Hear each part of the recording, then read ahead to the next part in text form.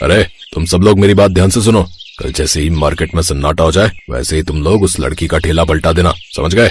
लेकिन वहाँ कोई लोचा हो गया तो भाई?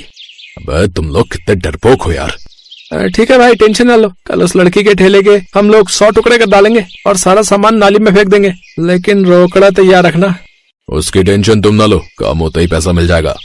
ममता नाम की एक लड़की गांव के बाजार में बहुत ही स्वादिष्ट इडली, डोसे, अप्पम बेचती थी। उसके ठेले पर भीड़ लगा करती थी। अगले दिन जैसे ही उसने अपना ठेला लगाया वैसे ही सारे गांव वाले उसके ठेले पर टूट पड़े। उसके ठेले के जस्ट सामने मनोहर नाम का आदमी भी ठेला लगाता था। वो भी इडली सांभर बेचता था, लेकिन उसकी दुकान पर कोई आता ही नहीं था। ममता बेटिया, तुम अपनी दुकान थोड़ा जल्दी लगा लिया करो, हमसे सब्र नहीं होता भाई। चाचा, इडली, डोसा, सांभर, अप्पम इन सब की तैयारी करने में भी तो वक्त लगता है और सुबह सुबह मुझे मार्केट से सामान खरीदने भी जाना पड़ता है। बिटिया बिल्कुल सही कह रही है। बेटा मेरे लिए मस्त अप्पम लगा दो, उसके बाद एक डोसा भी खिला देना। आप सब लोग लाइन लगा लीजिए और मुझे सिर्फ 10 मिनट दे दीजिए। ममता सबको स्वादिष्ट इडली, सांभर, डोसा, अप्पम खिलाने लगी तो इस तरह धीरे धीरे रात हो गई। ममता का सारा माल बिक गया। रात में जब वहाँ सन्नाटा हो गया और ममता अपनी दुकान बंद करने लगी, तभी वहाँ पर मनोहर द्वारा भेजे गए लड़के आ गए। जल्दी से इस लड़की के ठेले के टुकड़े टुकड़े कर दो, सारा सामान नाले में फेंक दो, गैस सिलेंडर का नामो निशान तक नहीं मिलना चाहिए यहाँ। सारे लड़के मिलकर ममता का ठेला तोड़ने लगे। ममता बेचारी चीखती चिल्लाती रही, लेकिन वहाँ आसपास कोई था ही नहीं, क्योंकि गांव में सब जल्दी सो जाते थे। कौन हो तुम लोग? ये सब क्या कर रहे हो? मेरी दुकान क्यों तोड़ रहे हो तुम लोग? प्लीज ऐसा मत करो, मैं बर्बाद हो जाऊंगी। मैं अपनी माँ को कैसे खिलाऊंगी पिलाऊंगी? लड़की, हमें अपना काम करने दे, ज्यादा बकर बकर मत कर, वरना तुझे भी उठाकर नाले में फेंक देंगे। ममता के साथ आखिर ऐसा क्यों हो रहा था, ये जानने के लिए हमें कहानी में थोड़ा पीछे चलना होगा। ममता अपने माता पिता के साथ कच्चे मकान में रहती थी। उसके पिता दूसरों के खेतों में मेहनत मजदूरी करते थे, लेकिन ममता को पढ़ा लिखा रहे थे। फिर एक रोज, पापा मम्मी, मैंने इंटरमीडिएट के एग्जाम में टॉप किया है। बेटा मुझे तो पहले से ही पता था तू फर्स्ट क्लास पास होगी। मेरी बेटी ने तो वो कहावत सही साबित कर दी कि हमारी बेटियां छोरों से कम है के। ऐसे ही दिन अच्छे से बीत रहे थे, लेकिन अचानक एक दिन ममता के पिता बहुत बीमार हो गए और ये दुनिया छोड़कर चल बसे। अब उस घर में बिल्कुल सन्नाटा हो गया। उसकी माँ बेचारी उदास बैठी रहती थी। माँ होनी को कौन टाल सकता है? पिताजी नहीं है तो क्या हुआ, मैं हूँ ना, मैं संभालूंगी ये घर। ममता बेटा, भले ही औरत और आदमी में फर्क नहीं होता आजकल, लेकिन फिर भी घर में मर्द का साया बहुत जरूरी है। अभी तेरी शादी भी करनी है, ये सब कैसे होगा? माँ, मैं पढ़ लिख कर एक बिजनेसमैन बनना चाहती थी पिताजी के रहते, वो तो मैं कर नहीं पाई, लेकिन अब बिना MBA की पढ़ाई किए ही मैं एक सक्सेसफुल बिजनेसमैन बनकर दिखाऊंगी। लेकिन बेटा, कोई भी व्यापार करने के लिए ढेर सारा पैसा लगता है, इतने पैसे हमारे पास नहीं है। माँ, बिजनेस करने के लिए ढेर सारे पैसों की जरूरत नहीं पड़ती, बल्कि ढेर सारे पैसे कमाने के लिए बिजनेस किया जाता है। ममता की बातों से उसकी माँ को थोड़ा सहारा मिला। अगले दिन वो अपनी सहेलियों के साथ बाजार में कुछ सब्जियां खरीदने गई। तभी वहाँ पर मनोहर की इडली, डोसा, सांभर की दुकान दिखाई दी, जहाँ पर पूरा गांव इकट्ठा था। ये गांव वाले शाम होते इडली डोसा खाने चले जाते। इन्हें घर का खाना अच्छा नहीं लगता क्या? यार, पूरे गांव में, यहाँ तक कि आसपास के सभी गांव में सिर्फ एक ही ठेला ऐसा है जहाँ साउथ इंडियन फूड मिलता है, इसलिए भीड़ लगती है। अपनी सहेली की बातें सुनकर ममता के दिमाग में तुरंत एक आइडिया आया। वो सब्जी लेकर तुरंत अपने घर आई और इस बारे में अपनी माँ से बात की। माँ, बाजार में हर रोज डोसा खाने के लिए पूरा गांव हर शाम को वहाँ इकट्ठा हो जाता है। मैं सोच रही हूँ उसी मार्केट में मैं भी एक साउथ इंडियन ठेला लगा लूँ। मुझे पक्का यकीन है कि मेरी दुकान पहले दिन से ही चल पड़ेगी, क्योंकि वो अकेला ही साउथ इंडियन डिश बेचने वाला है यहाँ पर। बेटी, ये सब मर्दों के काम होते हैं, लोग क्या सोचेंगे? देखो माँ, अब कुछ न कुछ तो मुझे करना ही पड़ेगा, और एक बिजनेसमैन बनने के लिए छोटे बिजनेस से ही शुरुआत करनी पड़ेगी, क्योंकि हमारे पास इतना पैसा नहीं है। और अगर हम जमाने की फिक्र करते रहे तो जमाना हमें हर रोज खाना खिलाने नहीं आएगा। कल मैं बड़े चाचा के पास जाती हूँ और ठेले का जुगाड़ करती हूँ। ठीक है बेटा, अगर तेरा दिल कह रहा है तो मैं तुझे रोकूंगी नहीं। अगली सुबह ममता जल्दी से उठकर बढ़ई चाचा के पास गई और उन्हें एक ठेला बनाने का ऑर्डर दे दिया। माँ, उस मनोहर का ठेला तो बहुत साधारण है और वो सिर्फ इडली और डोसा ही बेचता है। मैं अपने ठेले को बहुत खूबसूरत सजाऊंगी और इडली डोसा के साथ साथ अप्पम, ओनियन, उत्तपा जैसी बहुत सारी चाइनीज डिश बेचूंगी। ये सब इन गांव वालों ने अभी तक खाया ही नहीं होगा, तो सारे लोग मेरी दुकान पर ही आएंगे। थोड़ा बहुत बिजनेस आइडियाज मैं पढ़ती रहती हूँ। बेटी, तुम्हारा कॉन्फिडेंस देखकर मुझे लग रहा है कि तुम बहुत जल्दी तरक्की करोगी। हमारे पास ज्यादा पैसे तो है नहीं। तू ऐसा कर, मेरे सोने के झुमके बेचकर सामान खरीद ले, बाकी बाद में देखा जाएगा। ममता ने अपनी माँ के सोने के झुमके बेच दिए और इडली, डोसा, सांभर, अप्पम, ओनियन, उत्तप्पा ये सब बनाने का सामान खरीद लाई। अगले दिन ठेला बनकर तैयार हो गया। अब जल्दी से अपने ठेले को दुल्हन की तरह सजा देती हूँ। तो इस तरह ममता ने अपने ठेले को बहुत ही खूबसूरत डेकोरेट कर दिया। उसके बाद उसने गैस सिलेंडर और सारी साउथ इंडियन डिश बनाकर अपने ठेले पर रखी और मार्केट में पहुंच गई। उसका ठेला पूरी मार्केट में अलग ही दिख रहा था। धीरे धीरे सारे लोग उसकी ही दुकान पर आने लगे। मनोहर भी उसका ठेला देखकर हैरान हो गया।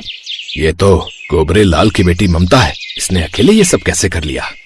मनोहर भाई, उसके ठेले पर तो बहुत ज्यादा साउथ इंडियन नाश्ता है। अनियन, उत्तप्पा, अप्पम, ये सब तो मैंने कभी सुना ही नहीं। पूरा गांव उसके ठेले के पास चला गया। मैं भी जाता हूँ भाई। है अरे यार, कहाँ जा रहे हो तुम लोग? अरे रुको तो, अरे कहाँ जा रहे हो? एक प्लेट मेरे लिए लगा दो। तो इस तरह पहले दिन से ही ममता की दुकान खूब चलने लगी। अब धीरे धीरे मनोहर की दुकान पर कोई जाता ही नहीं था। कुछ ही महीनों में ममता ने 1 लाख से भी ज्यादा रुपए कमा लिए। बेटा, इतना तो मैंने सोचा भी नहीं था जितना तूने पैसे कमा लिए।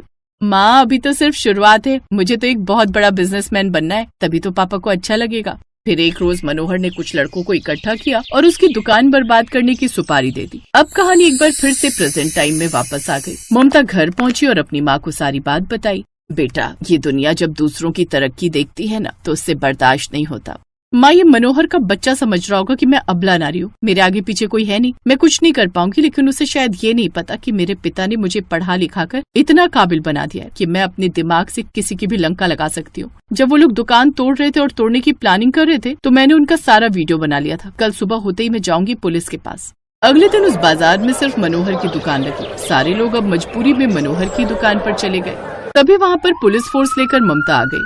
अरे क्यों मनोहर, है बहुत बड़ा गुंडा बना है तू? अब बाकी की जिंदगी जेल में अंदर इडली खिलाना लोगों को। लेकिन मैंने क्या किया है सर? अरे ये देख क्या किया है, अब चल। पुलिस वाले ने उसे वीडियो दिखाया जिसमें वो ममता का ठेला पलटाने की सुपारी दे रहा था। अब पुलिस उसे उठाकर ले गई। पुलिस ने मनोहर से ममता को 5 लाख रुपए दिलवाए। अब ममता ने एक साउथ इंडियन रेस्टोरेंट खोल लिया और खुशी खुशी अपनी जिंदगी बिताने लगी।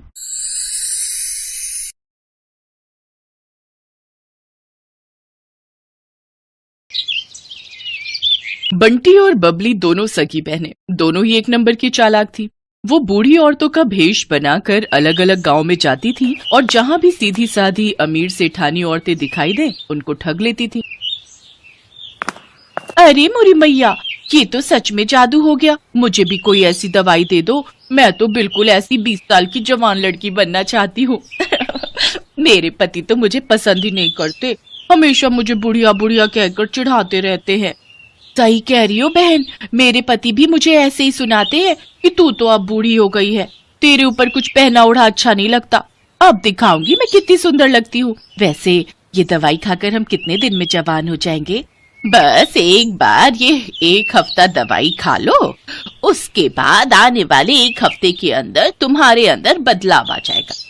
पर ये दवाई महंगी है, इतना याद रखो, 51,000 रुपए का शगुन डालना पड़ता है, तब ये दवाई मिलती है और तभी ये अपना असर दिखाती है।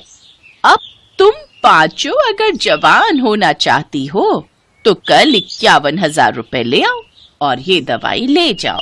अरे वो तो कोई दिक्कत नहीं है, पैसों की चिंता तुम ना करो, हम कल ही ले आएंगे। पर मेरी तो अब बहन की लड़की की शादी है, मैं सोच रही हूँ कल से दवाई शुरू कर दूं। हाँ, आप कल से ही दवाई शुरू कर दो, तभी आप मेरी तरह सुंदर बन पाओगे। ठीक है, तो फिर हम सब कल पैसे लेकर आ जाएंगे, तुम हमें दवाई दे देना। मोहनपुर गांव की सारी अमीर बड़े घर की औरतें बंटी और बबली के झांसे में आ जाती हैं और उनसे दवाई खरीद लेती हैं। बंटी और बबली तो अपना काम करके उन औरतों को ठग कर कब का वहां से रफू चक्कर हो चुकी थी, पर मोहनपुर गांव की औरतें अपना सिर पीटती रह गई। उनके घर में सभी उन्हें डांटने लगे। अरे तुम पागल हो क्या? तुम्हारी उम्र हो गई, बाल पक गए, पर अक्ल अभी भी बच्चों वाली है। ऐसे भला दवाई लेकर कोई इतना जवान हो जाए कि 20 साल की लड़की बन जाए? तुम्हें क्या हो गया था? बताओ, फालतू के पैसे खराब हो गए और वो औरतें तुम्हें ठग कर चली गई। अरे मुझे अकेली को क्यों डांट रहे हो? सब किया धरा उस सुशीला का है, वही मुझे उन औरतों के पास ले गई थी।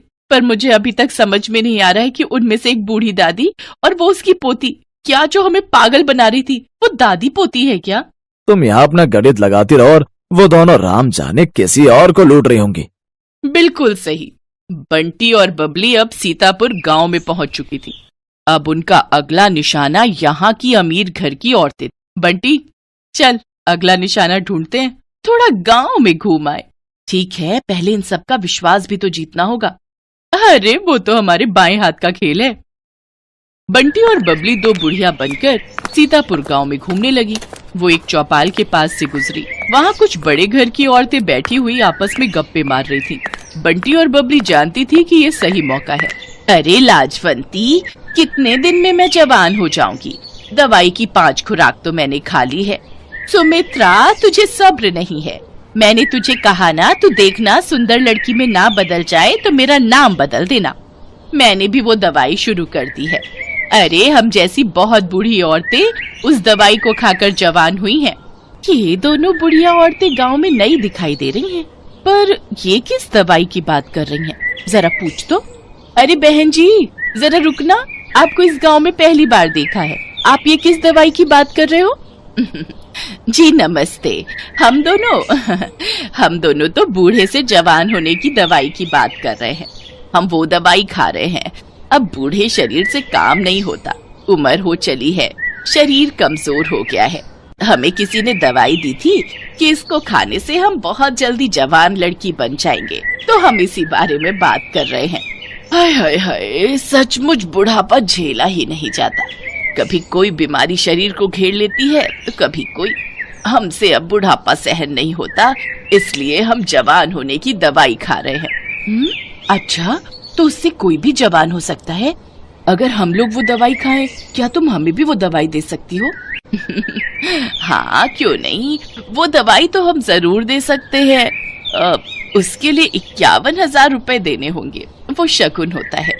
हाँ, ठीक है, पर पहले आप हमें इस बात का सबूत दो कि वो दवाई सचमुच हमें जवान बना देगी। मेरी दवाई को 5 दिन हो चुके हैं, बस कल एक दवाई और लेनी है, फिर परसों मैं तुम्हें एक जवान लड़की के रूप में दिखाई दूंगी।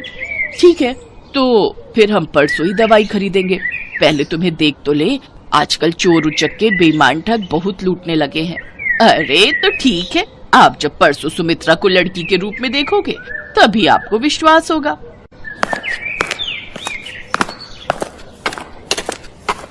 यार बबली, अब कुछ दिनों के लिए बाहर घूमने चलेंगे, बस ये थोड़े और पैसे आ जाए। बहुत थक गई हूँ मैं ये बुढ़िया बन बनकर। ठीक है, बस ये काम हो जाए, फिर इस बार हम लंबी छुट्टियों पर चलेंगे। बंटी और बबली इस बार बहुत खुश थी, क्योंकि उनके पास इस बार बेईमानी के बहुत सारे पैसे जुड़ चुके थे। अगले दिन गांव की सारी अमीर घर की औरतें बंटी और बबली के पास दवाई लेने पहुंच जाती हैं। ये मेरी ननद है, कल ही दूसरे गांव से आई है। मैंने इसे भी आपके बारे में बताया, तो ये बोल रही है कि इसे भी वो दवाई चाहिए जिससे आप बूढ़े से जवान हो जाओ। वैसे आपकी दूसरी साथी कहाँ है? क्या वो जवान हो गई? हाँ बहन जी, वो तो कल रात को ही जवान हो गई थी। अरे सुमित्रा, जरा सामने आ जल्दी से, इन्हें अपना जादू दिखा। सब औरतें चौंक जाती हैं, क्योंकि बबली अब एक लड़की के रूप में थी। तभी सेठानी की ननद बोली, क्या बात है? वैसे कितने दिन लगे आपको बुढ़िया से जवान होने में? मुझे तो 1 हफ्ता लगा था। वैसे अब दवाई में नया तरीका अपनाया गया है, आप सबको सिर्फ 2 दिन ही लगेंगे। अब आप जल्दी से ये पैसे जमा कर दो तो हम आपको दवाई दे दें। 2 दिन का इंतजार क्या करना है, मैं आपको अभी लड़की बनकर दिखा देती हूँ। सेठानी की ननद कोई बूढ़ी औरत नहीं थी, बल्कि सेठानी की भतीजी ये सब नाटक कर रही थी, जो पिछली रात ही अपनी बुआ के घर रहने आई थी। जब सेठानी की भतीजी रीमा को ये बात पता चली तो उसे दाल में कुछ काला लगा, क्योंकि उसकी अपनी सहेली की माँ के साथ ऐसा हो चुका था और वो बदमाश औरतें कहीं नहीं मिल रही थी। बुआ जी, ये कोई बूढ़ी औरतें नहीं, ये 2 चालाक लड़कियां हैं। ये ठग है, गांव गांव जाकर सबको बेवकूफ बनाती हैं और पैसे ठगती हैं। असल में इनका नाम बंटी और बबली है। पहले ये 2 बुढ़िया के रूप में गांव में जाती थी, फिर इनमें से एक अपने रूप में वापस आ जाती है। बस यही सारी औरतें धोखा खा जाती हैं। ये अपना मेकअप उतार देती है। अच्छा, ऐसी बात है, हम तो इनके जाल में फंसे ही जा रहे थे। अब तुम दोनों को यहाँ से कोई नहीं भागने देगा। रीमा बिटिया, जल्दी से चौधरी साहब को और बाकी गांव वालों को भी बुला लो, इन दोनों को पकड़ना बहुत जरूरी है। बबली, हमारी चालाकी हम पर भारी पड़ गई, अब तो हमें ये पुलिस के हवाले करके रहेंगे। तुम ठीक कह रही हो बहन, कोई बात नहीं, थोड़े दिन जेल की रोटी खा लेंगे। रीमा की समझदारी से बंटी और बबली, जो कि बहुत समय से लोगों को ठगने का काम कर रही थी, उन्हें पुलिस पकड़ लेती है और उन्हें जेल हो जाती है। दोनों को अपने किए की सजा मिल जाती है। बंटी और बबली दोनों को समझ आ गया था कि चोर कितना भी समझदार हो, कितना भी चालाक हो, पर एक ना एक दिन उसे अपराध की सजा जरूर मिलती है।